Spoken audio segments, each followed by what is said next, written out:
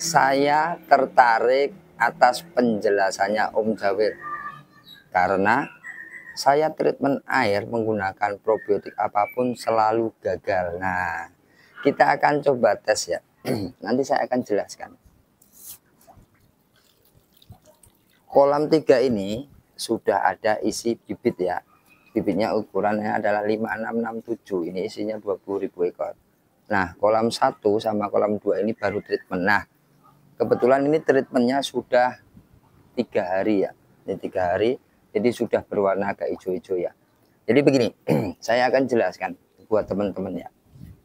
Sebenarnya semua itu saling berkaitan ya. Seperti yang saya share adalah pertama adalah desain kolam, kedua treatment air, pemilihan bibit unggul akan fermentasi, yang kelimanya ada perawatan air harian, perawatan air mingguan sampai dengan sortir ya. Dan finishnya adalah panen. Seperti itu. Jadi sebagus apapun probiotik yang kita gunakan, sebagus apapun kolam yang kita gunakan, sebagus apapun 7 itu sudah dijalankan, tapi hasilnya kurang maksimal, itu adalah berawal dari diri kita. Mereka itu adalah alat bantu, probiotik alat bantu, kolam alat bantu, bibit juga alat bantu. Kalau di perusahaan ya, kebetulan saya bekerja di perusahaan 4M, metode, mesin, material, dan manpower. Metode, material, dan mesin itu bagus semua, tapi manpowernya tidak bagus sama saja. Sama dengan bertani ya. Apapun itu bertani, maupun itu adalah padi, pohon-pohon mangga segala macam, kalau tidak dirawat dari si petaninya itu juga percuma begitu. Jadi probiotik itu hanya alat bantu saja. Dia hanya membantu memproses yang namanya fase si ikan. Ketika si ikan itu makan makanan pelet, berupa pelet atau apapun itu, mengeluarkan fases atau kotoran ikan, dia akan diproses sama probiotik. Nah, probiotik itu akan dijaga sama kita. Bagaimana cara menjaganya? Yaitu perawatan air harian, perawatan air mingguan, dan sebagainya ya. Nah, kalau kita tidak menjalankan ketujuh itu ya percuma seperti itu. Nanti saya akan balik videonya, saya akan jelaskan ya. Nah, kita akan coba pemberian makan ya. Kita lihat nih, airnya hitam ya, bukan hijau.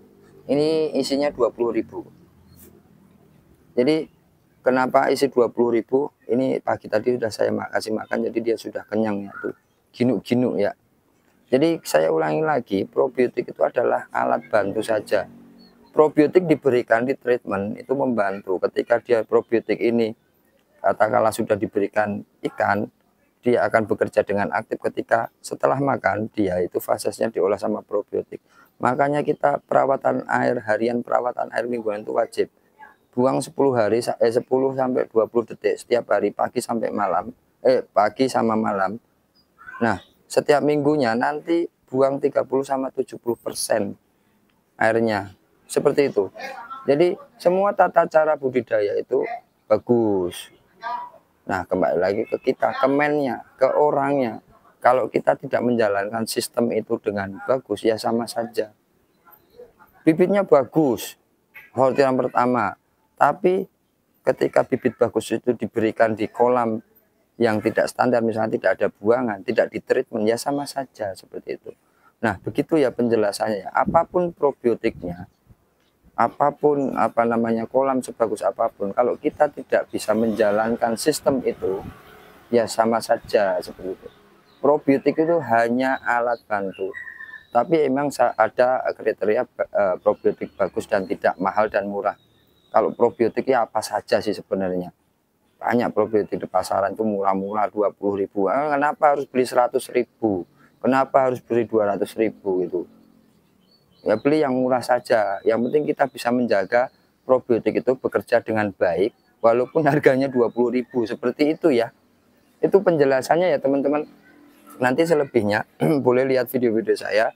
Di situ adalah ada tata caranya, desain kolamnya seperti apa, treatment airnya seperti apa, pemilihan bibit unggulnya seperti apa, perawatan air harian, perawatan air mingguannya seperti apa, sortir bibit seperti apa sampai dengan panen.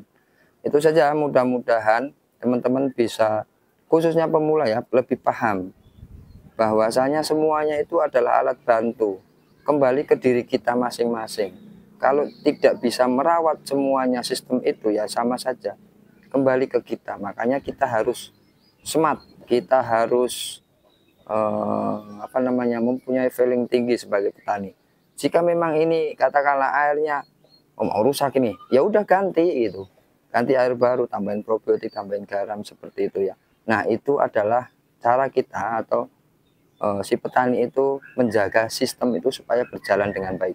Itu saja, terima kasih. Salam sukses bersama Petani Lele Nusantara. Salam hangat dari Kota Karawang, Jawa Irfan. Pas banget ya keretanya lewat. Mantap.